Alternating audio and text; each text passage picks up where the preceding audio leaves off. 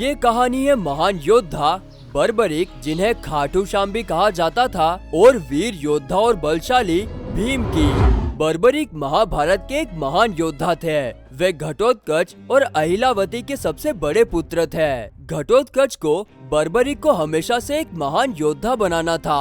वो उसे श्री कृष्ण के पास ले जाते हैं। फिर उनके कहने पे गुप्त क्षेत्र में जाके नव दुर्गा और देवियों की आराधना करने लगते हैं, जिससे खुश होकर नव दुर्गा उन्हें 3 बाण देती है, जो उसे किसी भी युद्ध को जीतने में मदद करेगी।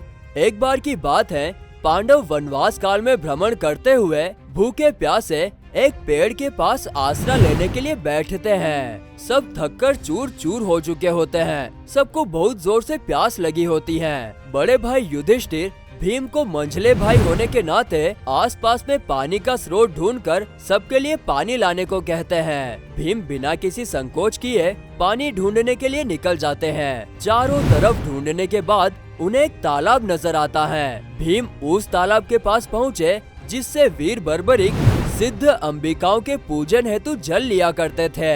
महाबली भीम प्यास से उतावले थे। वे बिना हाथ पैर धोए ही उस तालाब में प्रवेश कर गए। बर्बरिक दूर से भीम को देखता है और क्रोधित होकर पास आता है और भीम को ऐसा करने से रोकता है, किंतु भीम भी प्यासे थे, उसकी बात नहीं मानते।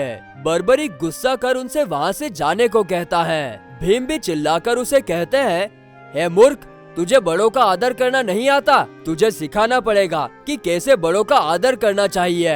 इस बात से क्रोधित होकर बर्बरिक भीम पे हाथ उठा देता है, जिसका जवाब भीम भी उसे अच्छे से देते हैं और फिर बात बढ़ जाती है। भीम और बर्बरिक के बीच मल युद्ध शुरू होता है। बर्बरिक महाबली भीम को अपने हाथों से उठा लेता है और उन्हें सागर में फेंकने ही वाला होता है कि भगवान शिव को बीच में आकर इसे रोकना पड़ता है। भगवान शिव बर्बरिक से भीम का वास्तविक परिचय करवाते हैं। बर्बरिक को जब पता चलता है कि भीम ही उनके दादाश्री है, तो वो उनके चरणों में गिर जाता है और रोने लगता है। ये मुझसे क्या गलती हो गई, मुझे माफ कर दीजिए दादाश्री। भीम उसे माफ कर देते हैं और उसे गले लगा लेते हैं, परंतु ये बात से बर्बरिक बहुत परेशान हो जाता है और अपनी जान देने तक को तैयार हो जाता है। फिर महादेव उसे समझाते हैं कि अगर ये भूल से हुआ है तो इसमें उसकी कोई गलती नहीं। वो ये भूल जाए और इस ताकत का उपयोग वो सबकी मदद के लिए करे।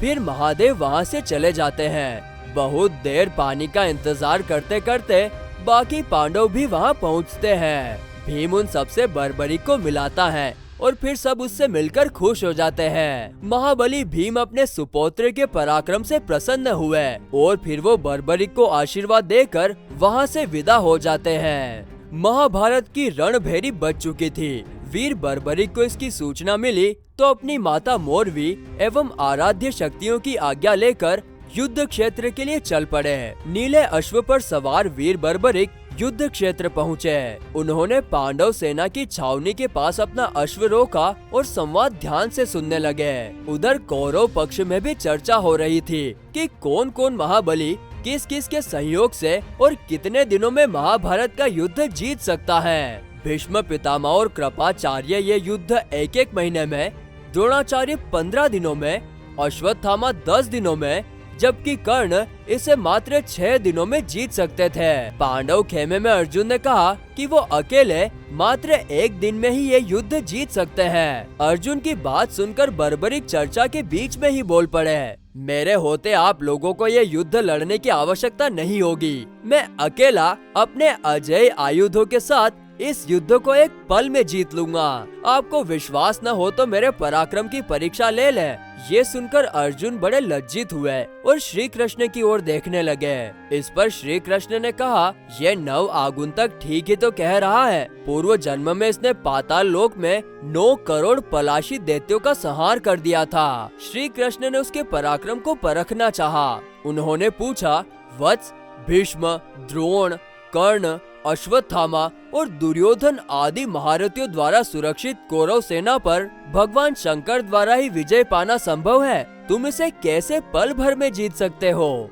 वीर बर्बरिक ने अपने तुणीर से एक बाण निकाला, उसमें सिंदूर जैसे भस्म को भर दिया धनुष की प्रत्यंचा को कान तक खींचकर छोड़ दिया। उस बाण से जो भस्म उड़ा उसने समस्त वीरों के मर्मस्थल को छू लिया।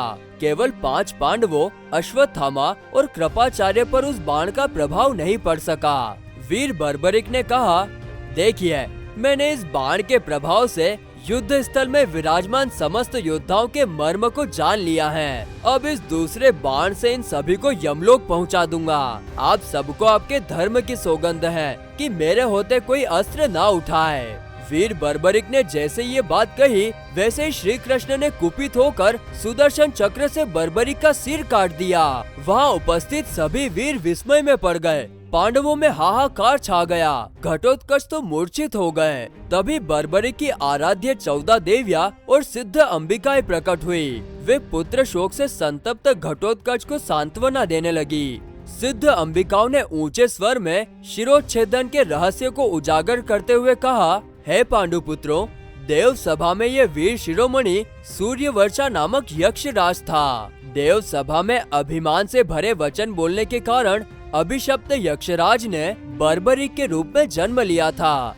ब्रह्मा जी के अभिशापवश इसका शिरोच्छेदन भगवान श्री कृष्ण द्वारा पूर्व नियोजित था। बर्बरिक की इच्छा थी कि वो महाभारत अपनी आंखों से देखे, तो सिद्ध अंबिकाएं उसके सर को फिर से जीवित कर देती हैं और उसके सर को सबसे ऊंचे पहाड़ पर रख दिया जाता है, जिससे वो महाभारत देख पाता है। तो यहाँ खत्म होती है वीर बर्बरिक की कहानी। आशा है आपको पसंद आई होगी। अगर आपको ये कहानी पसंद आई हो और आगे भी ऐसी ही कहानी सुनना चाहते हैं तो आप हमारे चैनल को जरूर से सब्सक्राइब करें। हम मिलते हैं अगले वीडियो में, तब तक के लिए बाय।